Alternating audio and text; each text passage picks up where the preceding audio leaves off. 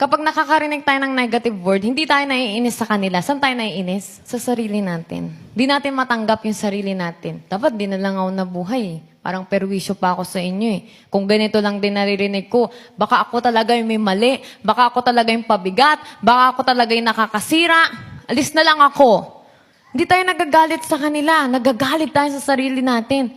At yung ba yung totoo? Yung ba yung tama? Yung ba yung gusto ni God? Na magalit ka sa sarili mo? Sirain mo yung katawan mo, sirain mo yung sarili mo. Nais ng Diyos malaman niya yung totoo about you and about how God looks at you. Dapat ang salta ng Diyos alone, God's word alone should shape you. So right now, do that habit. Every thought, every lifestyle you have, balikan mo yung Bible at makikita nyo, ang tingin ng Diyos sa atin sa very, very precious children of God.